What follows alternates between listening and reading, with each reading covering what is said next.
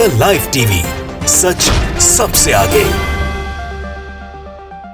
दोस्तों, इजराइल और फिलिस्तीन का युद्ध जो है वह बहुत ज़्यादा आगे बढ़ चुका है और ऐसा लगता है जैसे अब ज़मीनी लड़ाई भी होने की संभावनाएं बहुत हो गई हैं। जिसको जितना रोका जाए उतना बेहतर है, क्योंकि युद्ध जो है वो किसी भी तरह का समाधान नहीं होता है, बल्कि युद्ध की जगह पे शायद चर्चा जो होती है वो समाधान होता है। लेकिन चर्चा भी कब हो, जब इजराइल ने फिलिस्तीन को इतना छोटा करके रख दिया है, कब्जा कर करके उसकी जगह पे, कि दो बराबरी के देश कैसे माने जाएंगे और टू नेशन पॉलिसी का क्या औचित्य बचेगा, क्या उसका क्रेडिबिलिटी बचेगी, या क्या उसका जो है सिग्निफिकेंस का है वो बचेगा, क्योंकि हालात बेकाबू हो रहा है। और अभी एक और खबर पीटीवी ब्रेकिंग करके एक ट्विटर हैंडल है उसने डाली है कि 10 टैंक्स जो हैं राफा बॉर्डर के ऊपर इजराइल के जला दिए गए हैं। और ये नुकसान जब इजराइल को पहुंचा है जब इजराइल ने वहां से गाजा में घुसने की कोशिश करी है।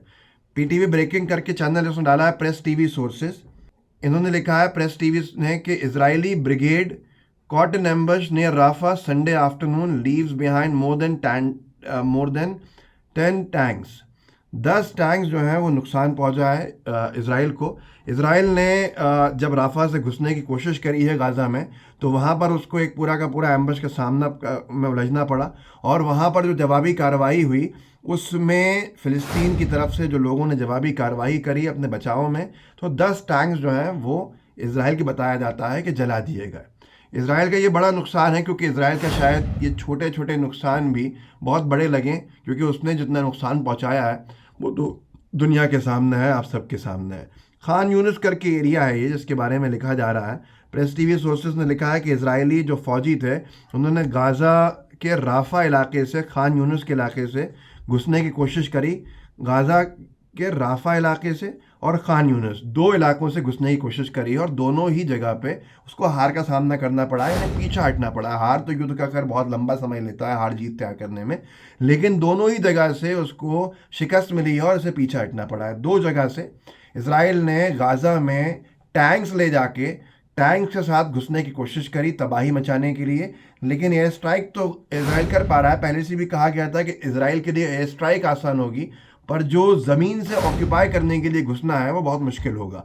तो राफा और खान यूनिस दो जगह हैं, दो इलाके हैं जहां से घुसने की कोशिश करी थी गाज़ा में इजराइल ने। और बताया जाता है या दावा किया जा रहा है प्रेस टीवी ब्रेक की तरफ से कि उस दोनों की ही फ्रंट के ऊपर उसको शिकस्त से पीछे हटना पड़ा। और इस पूरे के पूरे झड़प में 10 टैंक्स जो हैं इजराइल के, ये दावा किया जा रहा है कि वो जला दिए गए। अब मैं आपको बताता हूँ इसके आगे और भी जो चीज़ें हैं वो सब कुछ सब जो है अब ज़मीनी लड़ाई की बात है। ईरान ऑब्जर्वर ने कल के जो अपडेट्स डाले हैं वो यही डाला है प्रेस टीवी के माध्यम से कि इजराइल का जो ग्राउंड का इन्वेजन है गाज़ा में वो दो जगह पे शिकस्त उसको दी गई है और दो जगह से उसको दो फ्रंट से संडे को हटना पड़ा है। इजरायली ब्रिगेड जो है वो राफा में जो है संडे आफ्टरनून दोपहर में वहाँ पर उलझी और 10 टैंक्स उसके नुकसान पहुँचे, 10 टैंक्स उसके ध्वस्त कर दिए गए। तीसरी बात है खान यूनिस में 20 टैंक से अधिक टैंक जलाए गए हैं जैसे ही इजराइल ने गाज़ा में खान यूनिस की तरफ से घुसने की कोशिश करी है। ये अपने आप में एक बड़ा नुकसान है।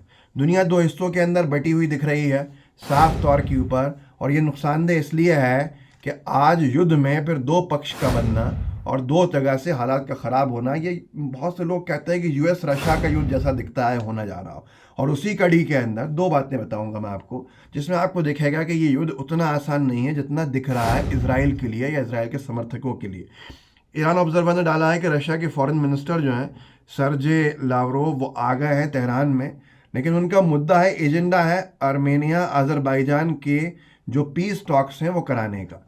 लेकिन जाहिर सी बात है ईरान और रशिया दोनों के लिए फ़िलिस्तीन का मसला एक बड़ा मसला है, क्योंकि यूएस को इजराइल को यूएस का समर्थन जो मिला हुआ है उसी कड़ी के अंदर ये बात भी लोग कहते हैं कि मुमकिन है कि होगी। और इसका ये सिर्फ बहाना लिया गया है, लोगों का दावा है, इसके नीचे जो लोगों ने लिखा है कि अजरबैजान और आर्मेनिया की बातचीत का बहाना लेकर कोई बड़ा गेम प्लान तो तय नहीं हो रहा है, कोई बड़ा गेम प्लान तो नहीं है जिससे कि बहुत कुछ आगे आने वाले समय में देखने को मिलेगा। तो ये चीज़ें हैं जो आपके सामने हैं। और एक और बड़ी अपडेट जो थी वो इस सब से जोड़ के हम देख सकते हैं कि एलेप्पो और डेमस्कस, जिसको दमिश्क भी कहते हैं और अरबी में, एलेप्पो और डेमेस्कस के जो एयरपोर्ट्स हैं वो सर्विस से बाहर हो गए हैं क्योंकि इसराइल ने स्ट्राइक्स करी हैं उनके ऊपर। और ईरानियन IRGC एफिलिएटेड जो कार्गो प्लेन्स हैं वो रशियन एयरबेस है खमीमिम, ये सीरिया के बॉर्डर के ऊपर है और ये रशिया ऑपरेट करता है इसको, उससे ऑपरेट कर रहे हैं। अगर इसराइल को अब उससे रोकना है तो इसराइल को मजबूरी में खमीम पे जो है स्ट्राइक करनी पड़ेगी और वो रशियन एयरबेस है। द मोमेंट जैसे ही जिस भी लम्हे पे इसराइल ने जैसे एलेप्पो और डेमेस्कस के एयरपोर्ट्स को ख़राब किया था स्ट्राइक से, अगर यहाँ कर दी तो ये रशियन एयरबेस के ऊपर स्ट्राइक होने का मतलब है ये युद्ध में रशिया को एंट्री पाने की आसानी से जगह मिल जाएगी। और अगर नहीं किया तो फिर नुकसान जो निरंतर इस एयरपोर्ट के इस्तेमाल का, एयरबेस के इस्तेमाल का होगा, वो सामने है कि उसका नुकसान बहुत बड़ा हो सकता है। इस सब के बाद लोग ये भी कह रहे हैं कि कुछ टैक्टिकली उलझाने की कोशिश की जा रही है इसराइल को, US को, क्योंकि रशिया साफ देख रहा है, लोगों का दावा है कि ये लड़ाई जो है इसराइल ज़्यादा युद्ध US की तरफ से लड़ा जा रहा है। और कहीं ना कहीं फिर दुनिया के दो बराबर की बड़ी ताकतों में अगर युद्ध होता है तो शायद हालात कुछ और हो सकते हैं। फ़िलिस्तीन में जिस तरह से लोग मारे गए हैं, जिस तरह से वहाँ के आम नागरिक शहीद हुए हैं, उसकी गिनती अल जज़ीरा इंग्लिश ने लिखी है, कम से कम 5100 फ़िलिस्तीनी 2 हफ्तों के अंदर इजरायली एयर स्ट्राइक्स के अंदर मारे जा चुके हैं गाज़ा पट्टी में। लगभग इसमें से आधे जो थे वो बच्चे थे। ये हेल्थ ऑफिशियल्स वहाँ के कह रहे हैं। तो आप सोच सकते हैं कि हालात कितने बेकाबू हो चुके हैं। क्या आपको मालूम है कि कुछ न्यूज़ नेटवर्क ने खबर डाली है कि अल नुसरत म्यूनसिपालिटी गाज़ा में जो है उसने अपने नागरिकों से कहा है कि अपने जो रिश्तेदार हैं उनको ओल्ड फैमिली सेमेट्रीज़ के अंदर दफनाइए, क्योंकि जो शहर की मेन सेमेट्री है, जो शहर का मेन कब्रिस्तान है, वो पूरा फुल हो चुका है इसराइल के इतने भीषण टारगेट करने को सिविलियंस के ऊपर, जो टारगेट किए हैं पिछले 16 दिन में। तो इससे अंदाज़ा आप लगा सकते हैं कि हालात कितने बेकाबू हो गए। इस वीडियो को आगे बढ़ाइएगा, लोगों को जागरूक कीजिएगा, क्योंकि आप शायद कुछ लोगों को जागरूक कर सकते हैं, नहीं तो गोदी मीडिया तो एक पक्षीय रिपोर्टिंग कर ही रहा है। लाइव टीवी को सब्सक्राइब भी कीजिएगा, बेल आइकन भी दबाइएगा, अपने साथियों से भी कहिएगा कि वो जुड़ें और दूसरों को भी जोड़ें, ताकि कहीं ना कहीं हम जागरूकता का काम कर सकें, हम लोगों को जागरूक कर सकें।